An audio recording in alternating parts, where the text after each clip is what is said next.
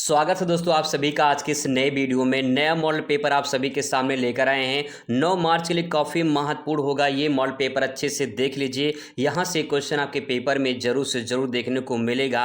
हूबहू ऐसे ही पेपर आपको देखने को मिलेगा और यहाँ पे कुछ इंपॉर्टेंट निर्देश आपको देखने को मिलेगा, आप इन्हें पढ़ सकते हैं। क्वेश्चन के बारे में दिया रहता है कि कौन सा क्वेश्चन कितने नंबर का रहेगा और कितने शब्दों में लिखना रहेगा, इस प्रकार से यहाँ पूछा जाता है। सीधा बहुविकल्पीय क्वेश्चन की शुरुआत करते हैं और पहला क्वेश्चन आपके सामने यहाँ पे है।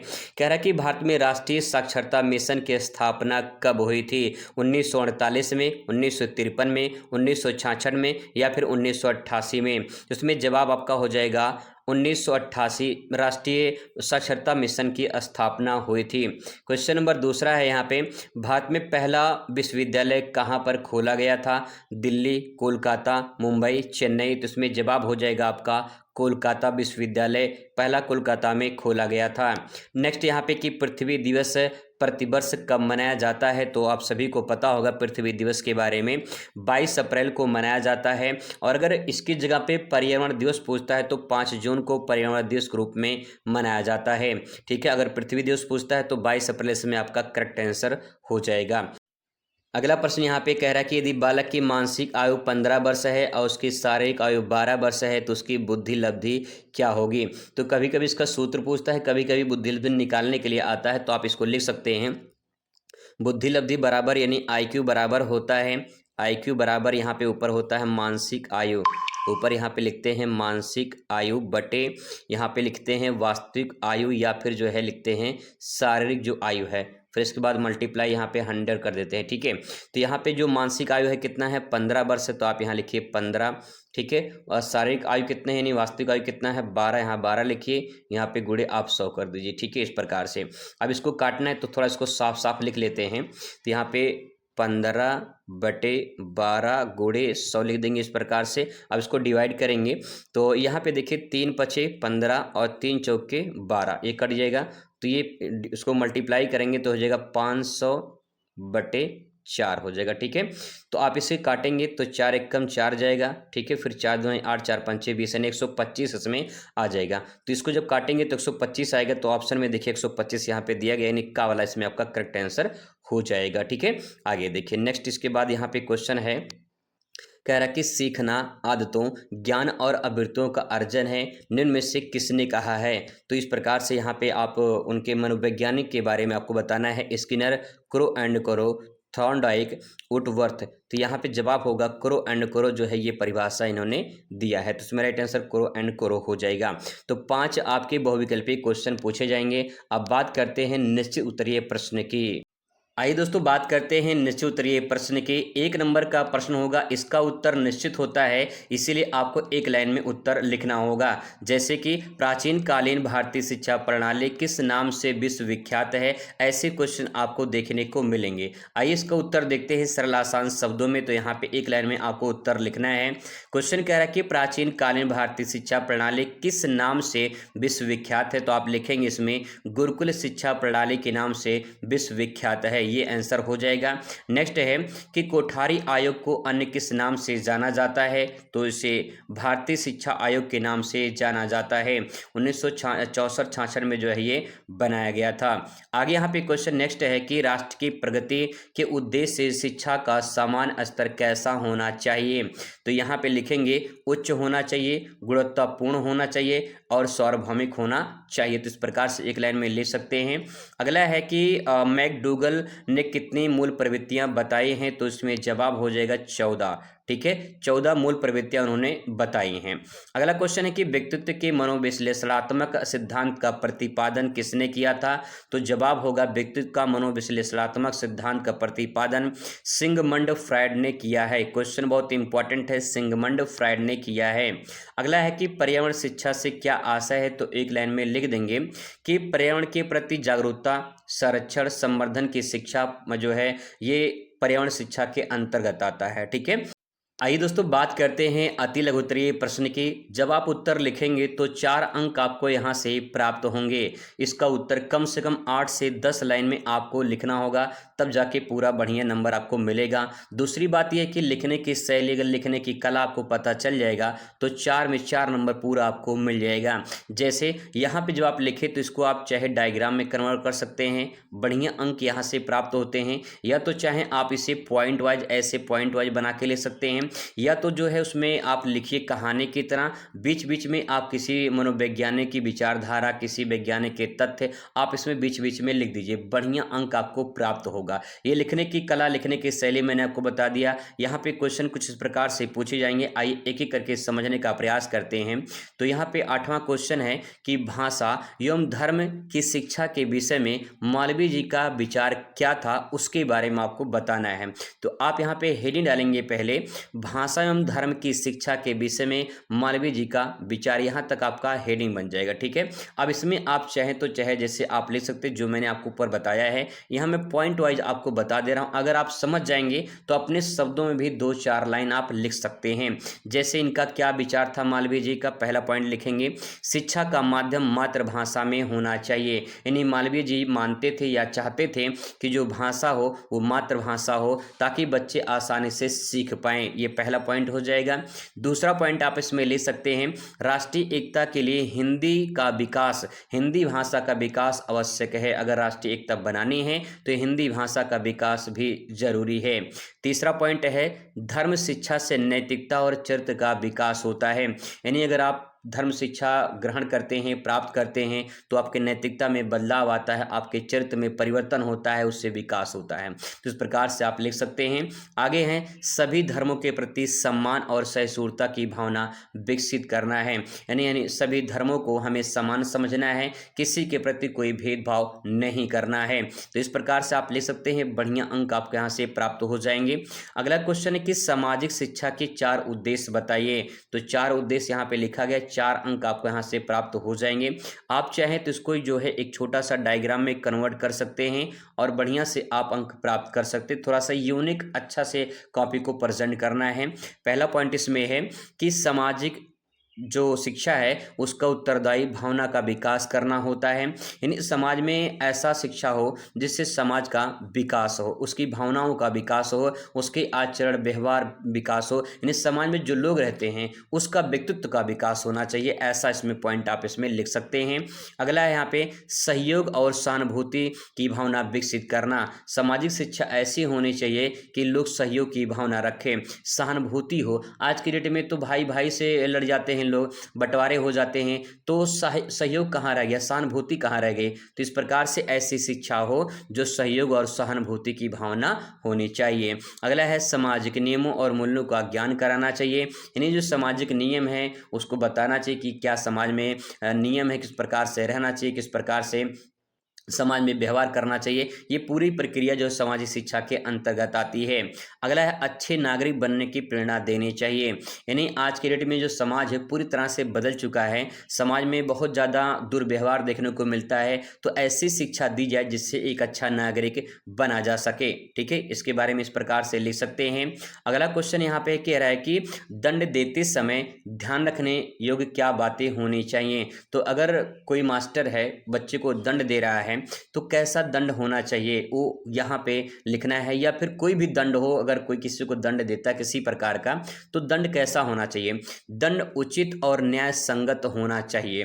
ठीक है, जैसे मान लो एक बच्चा है, बच्चे को जो है मार रहा है, कोई मास्टर मान लेते हैं, तो अब वो दंड दे रहा है, अब वो दंड किस प्रकार से दे रहा है, न्याय संगत होना चाहिए, उचित होना चाहिए। ऐसा नहीं कि मार दो उसका हाथ टूट जाए, ऐसा नहीं होना चाहिए, तो न्याय संगत और उचित होना चाहिए। ठीक है, आगे यहाँ पे है, दंड बालक की आयु और परिस्थिति के अनुसार होना चाहिए। यानी जो बालक को दंड दिया जा रहा है वो उसकी उम्र और उसकी परिस्थिति के अनुसार होना चाहिए।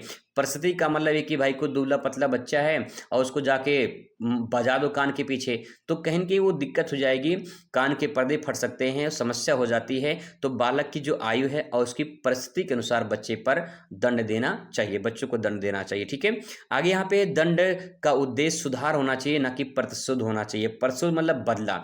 मास्टर ऐसा नहीं कर सकता है कि बच्चे को जो है बदले की भावना से मारे, उसके अंदर इतना डांट सकता है वो, इतना वो बोल सकता है कि आप आप जो बेटा कर रहे हो गलत है, गलत तरीके से नहीं करना चाहिए, उसको डांट सकता है, बोल सकता है। तो यहाँ पे जो दंड है वो कैसा होना चाहिए, सुधारात्मक होना चाहिए। ठीक है, आगे देखिए, अत्यधिक कठोर और शारीरिक दंड नहीं देना चाहिए। वैसे भी अब तो मारना अपराध है, कानून अपराध है, बच्चों को नहीं मार सकते हैं मास्टर। तो इस प्रकार से यहाँ पे जो दंड दिया गया है वो कह रहा है कि शारीरिक दंड नहीं देना चाहिए, और थोड़ा डांट सकते हैं, बोल सकते हैं, ताकि वो अपना काम कर सके, पढ़ सके, थोड़ा सा मेहनत कर सके। इस प्रकार से उतना कर सकते हैं, लेकिन ज़्यादा उसको मार नहीं सकते हैं। तो इस प्रकार से दंड के बारे में आप लिख सकते हैं, सिंपल क्वेश्चन है। अगला क्वेश्चन है कि मानसिक अस्वस्थता का आशय क्या है। यानी मानसिक अस्वस्थता का मतलब यहाँ पे कि मानसिक अपनी बुद्धि आपकी ठीक नहीं है। बुद्धि ठीक नहीं है तो उसका क्या समस्या हो सकती है, तो समस्या के बारे में आप यहाँ 2 लाइन लिख सकते हैं। जब व्यक्ति का व्यवहार, विचार, भावनाएं असमान हो जाते हैं तो वह अपने अपने तथा समाज के साथ उचित समायोजन नहीं कर पाता है, तो उसे मानसिक अस्वस्थ कहा जाता है। जैसे बहुत सारे मेंटल होते हैं, पागल जो होते हैं, वो उनके क्या होता है कि वो सोचने समझने की जो क्षमता होती है वो नील हो जाती है, जीरो हो जाती है, और उनको क्या करना चाहिए, क्या खाना चाहिए, क्या पीना चाहिए, कैसे रहना चाहिए, सफाई से रहना चाहिए, क्या करना चाहिए, तो वो सब कुछ भूल जाते हैं, एडजस्टमेंट नहीं हो पाता है। तो समाज से एडजस्टमेंट यानी समायोजन नहीं कर पाते हैं, तो उन्हें हम कहते हैं मानसिक अस्वस्थता, मतलब कि दिमाग से थोड़ा सा ढिल हो चुका है इंसान। तो इस प्रकार से परिभाषा आप लिख सकते हैं। ठीक है, आगे देखिए, यहाँ पे अगला क्वेश्चन है, कह रहा है कि आकृति फलक परीक्षण के बारे में आपको बताना है। ठीक है, क्या होता है ये लिखेंगे इसके बारे में। एक मनोवैज्ञानिक परीक्षण है जिसमें विभिन्न आकृतियों के टुकड़े को उनके सही स्थान पर फलक यानी बोर्ड पर फिट करना होता है, जिससे बालक की बुद्धि, समझ, ध्यान और समस्या समाधान क्षमता का परीक्षण किया जा सके। तो इस प्रकार से इसके बारे में आप यहाँ पे लिख सकते हैं। ठीक है, आगे दोस्तों इसके बाद यहाँ पे शुरुआत होगा आपका लघु उत्तरीय प्रश्न, जिसके लिए आपको 6 अंक यहाँ से प्राप्त होंगे। कम से कम 1 पेज में आंसर आपको लिखना होगा, तब जाके पूरा नंबर आप यहाँ पे पाएंगे। जैसा क्वेश्चन वैसा उत्तर आपको देना है। तो आइए फटाफट उत्तर लिखते हैं, किस प्रकार से आप लिखेंगे। क्वेश्चन पूछा गया है कि प्राच्य पाश्चात्य शिक्षा विवाद क्या है। ये जो प्राच्य पाश्चात्य शिक्षा विवाद है, इसके बारे में आपको लिखना है। तो यहाँ पे देखेंगे, यह विवाद 19वीं शताब्दी में या 19वीं सदी में ईस्ट इंडिया कंपनी के भीतर हुआ था। यानी आज की बात नहीं है, ये बहुत पुरानी बात है, जब ईस्ट इंडिया कंपनी, जब ब्रिटिश सरकार भारत में थी। ठीक है, प्राच्यवादी भारतीय साहित्य या संस्कृत अरबी शिक्षा के समर्थक थे, जबकि पाश्चात्यवादी अंग्रेजी माध्यम से यूरोपीय विज्ञान और साहित्य का शिक्षा के पक्षधार थे। अब इसको मैं और थोड़ा सा इजी कर दूं, थोड़ा सा सिंपल कर दूं, तो बस आप इतना समझिए कि जो प्राच्य यहाँ पे लिखा गया है, ये प्राच्यवादी लोग, कुछ लोग थे जो संस्कृत और अरबी में शिक्षा का समर्थन करते थे। यानी वो मानते थे कि जो शिक्षा है वो संस्कृत में हो या तो अरबी भाषा में हो, ये प्राच्यवादी लोग मानते थे। पहला पॉइंट। दूसरा देखिए, जो पाश्चात्यवादी थे वो मानते थे कि शिक्षा का माध्यम अंग्रेजी में होना चाहिए, जो यूरोप के रहने वाले थे। ठीक है, और वो विज्ञान साहित्य की शिक्षा देने में पक्षधार थे, मतलब कि शिक्षा विज्ञान का होना चाहिए, शिक्षा साहित्य का होना चाहिए, ताकि वो कुछ बच्चे सीख पाएँ, साइंस के बारे में जान पाएँ, ऐसा होना चाहिए। तो यहाँ पे 2 विवाद है, एक प्राच्य का है, एक पाश्चात्य का है। ठीक है, आई होप आपको क्लियर हो चुका होगा। यह विवाद 1835 में हुई थी। 1835 की बात है, जब मैकाले का एक विवरण पत्र आया था, और उसके बाद जो है समाप्त हुआ, जिसमें अंग्रेजी शिक्षा की प्राथमिकता दी गई। यानी संस्कृत अरबी को थोड़ा सा इसको हटा के अंग्रेजी शिक्षा को प्राथमिकता दी गई, और यही विवाद इसमें देखने को मिलता है। ठीक है, आराम से उसके बारे में लिख सकते हैं। अगला क्वेश्चन यहाँ पे है कि गांधी जी के शैक्षिक विचार क्या थे। यानी गांधी जी शिक्षा के बारे में क्या मानते थे, कैसा शिक्षा होना चाहिए, शिक्षा व्यवस्था कैसी होनी चाहिए, उनका विचार यहाँ पे आपको लिखना है।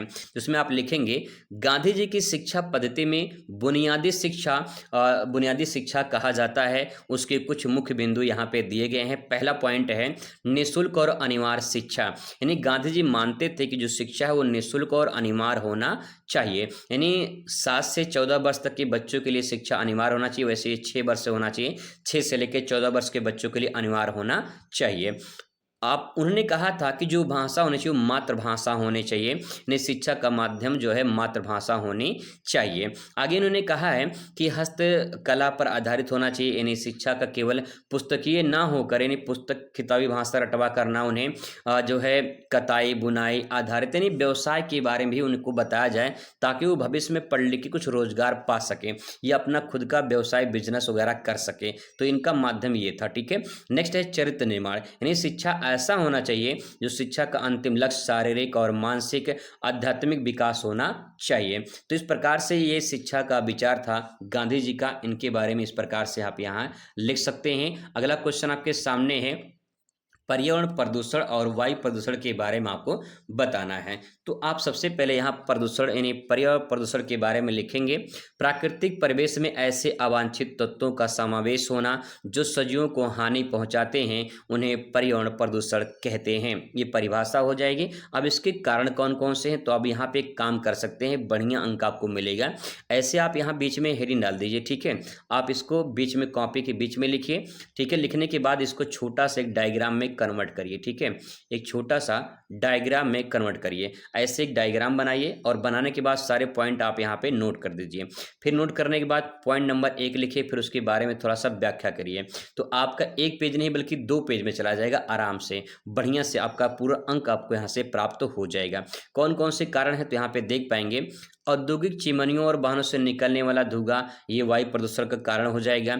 जीवाश्म ईंधन जैसे कोयला है, पेट्रोल है, ये सब जलाए जाते हैं तो उससे जीवाश्म ईंधन जो है वो सब दूषित होता है उससे। वनों की कटाई, अंधाधुंध कटाई हो रही है, आप देख रहे हैं कितनी जबरदस्त जो है वनों की कटाई हो रही है। पराली जलाना, जो गांव देहात में पराली जलाते हैं। कचरा दहन, मतलब कि जो जो कूड़े करकट होते हैं उसमें जाके आग लगा देते हैं, वो जलता रहता है, उससे प्रदूषण बड़ा भयानक निकलता है। तो ये सब क्या है, वायु प्रदूषण के कारण हैं। तो आप इनके बारे में लिख सकते हैं, थोड़ा सा व्याख्या कर देंगे, भाई साहब पूरा का पूरा अंक आपको प्राप्त हो जाएगा।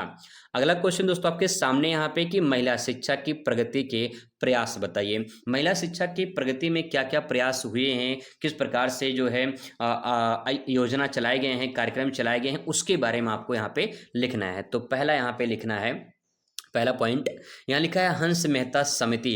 ये हंस मेहता समिति जो है 1962 में आया था। लड़कियों के लिए एक अलग पाठ्यक्रम जो है शिक्षा पर सुझाव दिया गया था। ये पहला पॉइंट हो जाएगा। फिर इसके बाद राष्ट्रीय शिक्षा नीति आई 1986 में। इसमें महिलाओं की स्थिति सुधारने और साक्षरता बढ़ाने पर जोर दिया गया। फिर इसके बाद अगला एक आया था बेटी बचाओ बेटी पढ़ाओ, सभी जानते होंगे, 2015 में आया। बालिकाओं को नामांकन और शिक्षा को बढ़ावा देने के लिए वर्तमान सरकारी योजना जो है ये जारी की, बेटी बचाओ बेटी पढ़ाओ। इसके बाद है कस्तूरबा गांधी बालिका विद्यालय, आपने नाम सुना होगा। कुछ ऐसे अल्पसंख्यक वर्ग होते हैं जैसे SC ST OBC के या अल्पसंख्यक वर्ग में जो आते हैं उनके बच्चियों को जो है, इन लड़कियों को आवासीय विद्यालय जो है उपलब्ध कराया जाता है, जहाँ बच्चे रहकर वहीं पे रहते हैं, वहीं पे पढ़ते हैं, सारा प्रक्रिया वहीं पे विद्यालय में होता है, उनको आवास मिलता है। तो इस प्रकार से ये लिख सकते हैं कि क्या क्या प्रयास किए गए हैं, ठीक है। अगला प्रश्न है कि मानसिक स्वास्थ्य और मानसिक स्वास्थ्य विज्ञान में अंतर बताइए। तो आप इसे 2 तरीके से लिख सकते हैं, एक तो पॉइंट वाइज लिख सकते हैं जैसे मैंने यहाँ पे लिखा है। दूसरा तरीका ये कि आप इसको इस प्रकार से लिखिए और इसको डिवाइड करिए, ठीक है। यहाँ पे लिखिए मानसिक स्वास्थ्य विज्ञान और यहाँ पे लिखिए जो है मानसिक स्वास्थ्य, दोनों प्रकार से लिख के इसको पॉइंट वाइज आप ऐसे करके यहाँ पे लिख सकते हो। पहला तरीका तो ये है। दूसरा तरीका जो मैंने यहाँ पे लिखा है इस प्रकार से भी आप लिख सकते हैं। जैसे पहले यहाँ पे हेडिंग डालेंगे मानसिक स्वास्थ्य के बारे में आप लिख रहे हैं, तो यहाँ पे पहला पॉइंट लिखेंगे अवस्था कैसी होनी चाहिए। यह एक ऐसी अवस्था होती है जो व्यक्ति पूर्ण सामंजस्य और संतोषजनक जीवन को दर्शाता है, पहला पॉइंट। आगे इसमें दूसरा पॉइंट लिख सकते हैं लक्ष्य यानी गोल। इससे साध्य यानी आपका जो गोल है वो माना जाता है कि सही तरीके से आपने गोल बना लिया है जिसे हर व्यक्ति प्राप्त करना चाहता है। यानी यह नाम से स्पष्ट है, मानसिक स्वास्थ्य मतलब आपकी मानसिक यानी बुद्धि ठीक ठाक है और आप जो है कुछ भी सोच सकते हैं, उसे कर सकते हैं, सही गलत का फैसला ले सकते हैं। तो ये पॉइंट अपने शब्दों में भी बयां करके लिख सकते हैं। आगे इसके बाद परिणाम क्या निकलेगा, तो परिणाम अगर आप स्वस्थ पूरी तरह से, आपका बुद्धि पूरी तरह से काम कर रहा है तो यह स्वास्थ्य व्यक्ति और अच्छे संबंधों और संतुलित व्यवहार को परिणाम दिखाता है। फिर स्वयं की समझ विकसित होती है कि अगर आप कोई गलती करते हैं तो आपके अंदर जो है फिर से पुनः करने की एक हिम्मत बढ़ती है कि आप पुनः उसे कर सकते हैं। इसमें व्यक्ति अपनी क्षमताओं और सीमाओं को जो है पूर्ण अवगत हो जाता है, उसे जान लेता है कि हमारी क्षमता क्या है, हमसे एग्ज़ाम क्वालीफाई होगा कि नहीं होगा, कितना लगभग परसेंटेज आ सकता है, ये लगभग पहले अंदाज़ा कुछ ना कुछ हो जाता है जब तैयारी अच्छी होती है, ठीक है। आगे इसके बाद क्वेश्चन आपको देखने को मिलेगा कि अधिगम जो है लर्निंग क्या है और उसकी विशेषताएँ क्या हैं। तो अधिगम के बारे में आप यहाँ पे लिखेंगे, अधिगम का अर्थ लिखेंगे। इसकी जगह पे आपसे पूछ सकता है कि सीखना किसे कहते हैं, ठीक है, सीखना भी आपसे पूछा जा सकता है। अनुभव और अभ्यास के द्वारा व्यवहार में होने वाले अस्थायी परिवर्तन को अधिगम कहा जाता है। अधिगम की कुछ विशेषताएं हैं तो आप इसमें लिख सकते हैं, जैसे परिवर्तन, यानी जब आप कुछ सीखते हैं, कोई चीज़ सीखते हैं तो व्यक्ति के व्यवहार में परिवर्तन होता है, सुधार आता है, पहला पॉइंट हो जाएगा। दूसरा पॉइंट यहाँ पे निरंतर प्रक्रिया, यह जन्म से मृत्यु तक चलने वाली प्रक्रिया होती है, यानी जब बच्चा जन्म लेता है तो जन्म लेने से लेकर मृत्यु तक कुछ ना कुछ सीखता रहता है इंसान, ठीक है, तो ये निरंतर प्रक्रिया हो जाएगी। उद्देश्य पूर्ण में लिखेंगे, अधिगम हमेशा किसी न किसी उद्देश्य के लिए होता है, ठीक है, और इसमें लास्ट पॉइंट लिखेंगे सक्रियता, यानी यह निष्क्रिय होकर नहीं बल्कि सक्रिय भागीदारी से होता है, यानी आपके अंदर जो सीखने की चाहत है वो निष्क्रिय नहीं होता है, सक्रिय होता है, हमेशा एक्टिव रहता है, बस इंसान सीखना चाहता है, ठीक है, कुछ ना कुछ सीखना चाहता है तो सीख सकता है। इसके बाद लॉन्ग क्वेश्चन शुरुआत होगा। लॉन्ग क्वेश्चन कुछ इस प्रकार से पूछे जाएंगे, जैसे कि प्राचीन एवं मध्यकालीन शैक्षिक विशेषताओं की जो है तुलना कीजिए। यहाँ पे आपको पॉइंट दिया रहता है, इस पॉइंट के बारे में आपको लिखना होता है। जैसे यहाँ पर पॉइंट दिया है कि शिक्षा का उद्देश्य, यानी प्राचीन काल में शिक्षा का उद्देश्य कैसा था, पहले आपको ये बताना है। फिर मध्यकाल में शिक्षा का उद्देश्य कैसा था, ये आपको बताना है। फिर इसके बाद पाठ्यक्रम कैसा होता था, यानी प्राचीन काल में पाठ्यक्रम में सिलेबस कैसा होता था और मध्यकाल में सिलेबस कैसा होता था। शिक्षा का केंद्र कौन कौन से थे, इसको मैं पिछली वीडियो में चर्चा कर चुका हूँ। इसके बारे में एक क्वेश्चन अभी हम लोग चर्चा किए हैं, मानसिक स्वास्थ्य विज्ञान के बारे में, आप उसको अच्छे से लिख सकते हैं। फिर अगला क्वेश्चन यहाँ से पूछा जाएगा कि भारत में पर्यावरण प्रदूषण के कारक की सूची बनाइए और उनके रोकने के उपाय भी बताइए, तो इसके बारे में भी आधा चर्चा किए हैं, थोड़ा सा देख सकते हैं उसको। नेक्स्ट यहाँ पे अथवा एक क्वेश्चन दिया है कि कोहलर द्वारा अधिगम सिद्धांत के जो प्रयोग था उसको वर्णन कीजिए और अधिगम उसके महत्व को समझाइए। 10 नंबर का प्रश्न रहेगा। जो आपके लॉन्ग क्वेश्चन रहेंगे वो आपके 6 क्वेश्चन पूछे जाएंगे, 6 में से 3 आपको करना होगा और एक क्वेश्चन के लिए 10 नंबर मिलेगा, यानी आपको 30 अंक आपको यहीं से प्राप्त हो जाएंगे। तो आप कितना शब्दों में लिखेंगे, तकरीबन 250 शब्दों में आपको इसको लिखना होता है और तकरीबन जो है 2.5 पेज में आप पूरा आंसर लिखेंगे, 2.5 से 3 पेज में, तब जाके पूरा अंक आपको यहाँ से प्राप्त होगा। जो मैंने तरीका बताया है, कहीं कहीं बीच में डायग्राम बना सकते हैं, कहीं कहीं फ्लो चार्ट वगैरह बना सकते हैं, ठीक है, फ्लो चार्ट वगैरह भी आप बना सकते हैं अच्छे से, और कुछ किसी भी वैज्ञानिक मनोवैज्ञानिक की परिभाषा भी लिख सकते हैं। पूरा 10 में 10 अंक आप प्राप्त कर सकते हैं। तो दोस्तों आप इन क्वेश्चन को जरूर से जरूर तैयार कर लेना, यहाँ से पेपर में आपके हुबहू आ सकते हैं। आई होप आपको समझ में आया होगा। मिलते हैं इस वीडियो में। Thanks for watching.